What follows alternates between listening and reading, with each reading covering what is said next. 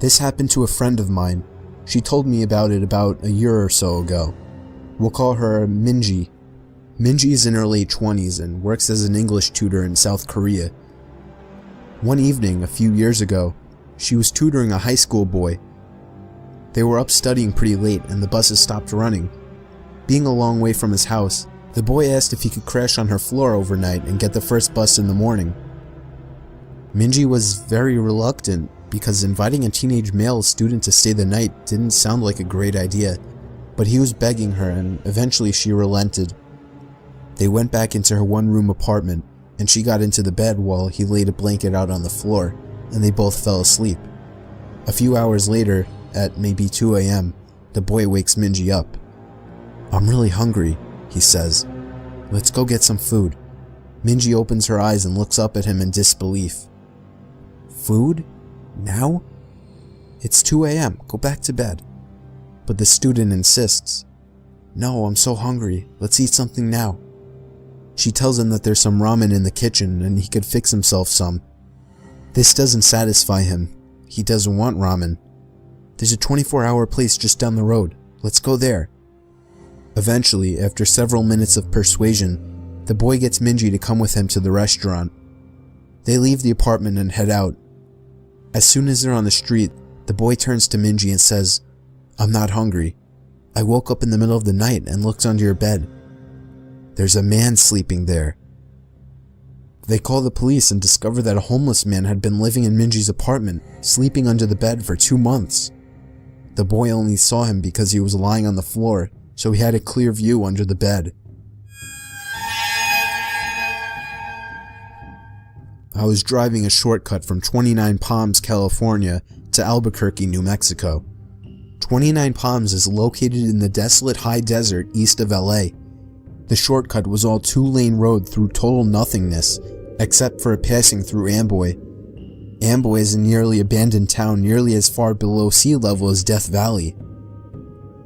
So I was driving by myself in the afternoon and proceeded to drive up into the mountain range between Amboy and I-40. Once I reached the top, I'm driving north through a canyon with high grass on both sides of the road. Up ahead I see some stuff in the middle of the road. As I approach, I slow down to see a red Pontiac Fiero stopped sideways across both lanes. A suitcase open with clothes scattered everywhere and 2 bodies laying face down in the road, a man and a woman. I stop 100 feet or so away, and the hair on the back of my neck is standing up. Being a Marine, I reach under the seat and pull out a 9mm pistol and chamber a round. Something seemed very wrong. It looked too perfect, as if it were staged. An ambush? Something was just wrong. As I scanned the road, I saw a line I could drive. Past the guy in the road on his left, swerve to the right of the woman, behind the Fiero, and I'd be on the other side. I dropped it into first gear, punched it down, and drove the line I planned. I passed the back of the Fiero without hitting it, or either of the bodies in the road. I continued forward a couple of 100 feet and slowed down, so I could breathe and let my heart slow down. As I looked up into the rear view mirror, I saw that the 2 bodies had gotten up to their knees, and 20 or so people emerged from the tall grass on either side of the road by the car and bodies. At that moment, my right foot smashed the gas pedal to the floor, and did not let up until I had to slow down for the I-40 East on-ramp. I will never know what would have happened to me had I gotten out of the car to check on the bodies, or stopped my car closer to them.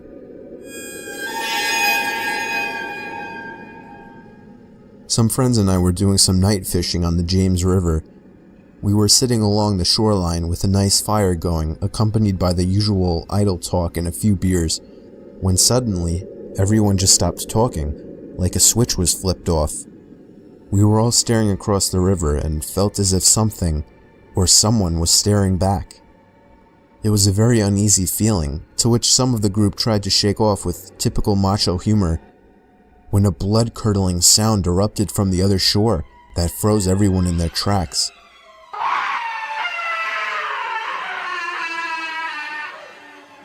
The sound was unlike any other that I had ever heard, and it made every hair on my body vibrate and tingle. The only way I could describe it is it sounded like a wild person with no language skills being gutted alive. No words, just this high-pitched, blood-curdling scream. Nobody moved or said a word. We all just sat there fixed in our stare, when just as suddenly, a second scream was let loose with even more force than the first.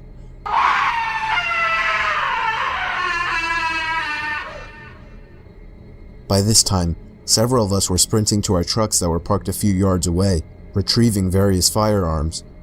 When we got back, we all sat there quietly, with our eyes fixed staring toward the opposite shore, watching the light from our fire reflecting off the rocks. We sat there waiting for another scream, or something to move on the other side of the river. Finally, a third scream came just as suddenly, but this time, it was on our side of the river, coming from the bushes about a yard away.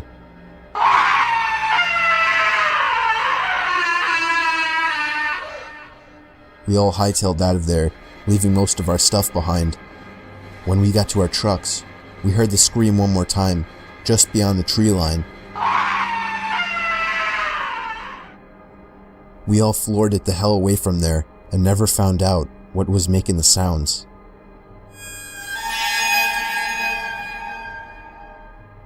It was a Friday night, and my friend was picking me up in his car from my house. I was in a hurry since we were running late for the hockey game in the city. The whole car ride there, we were having such a good time that I hadn't even noticed that I didn't have my phone. I searched the car seat, the floor, but it wasn't in the car. I was sure that I had just forgotten it. During the hockey game, I couldn't stop worrying that maybe I had dropped my phone somewhere, so I borrowed my friend's phone and ran to the bathroom. I dialed my number and hoped someone at my house would pick up. It took 3 rings before somebody picked up, but they remained silent on the other end. I yelled into the phone that I was just checking if I had left my phone at home. They didn't answer.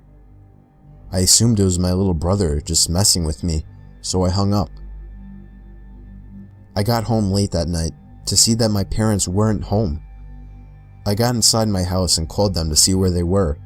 They told me that they had gone out to eat and see a concert at the park with my little brother.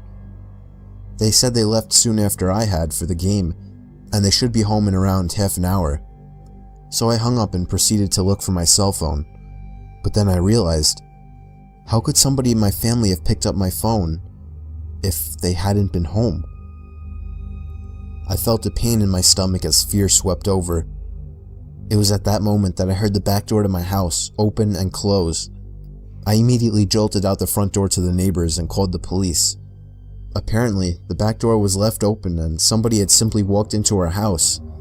Nothing was stolen, but the scariest thing is the thought that we could have fallen asleep with a stranger in the house. A while back, there was a family that moved in next door to my family. They had a son who was just twisted. He was obsessive over slasher movies and always wanted me to talk about shit that happened during my time serving in Vietnam that no normal person would want to hear. He also loved tormenting stray animals. This guy was a whack job. He was 19 at the time and my daughter was 7, but he always wanted to talk to her. He'd strike up conversation with her when she walked home from school. He would talk over the fence at her when she was playing in the back. But what really set me off was when he called our house looking to speak to her. That was it. I went over and flipped shit at him and his parents. Told him to stay the hell away from her and I'd better not ever see him again. That's when things got weird. My daughter was always a little imaginative and paranoid.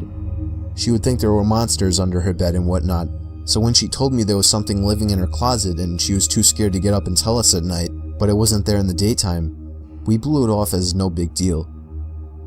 A few weeks went by and one night my wife and daughter were staying at my mother's for a girls' night.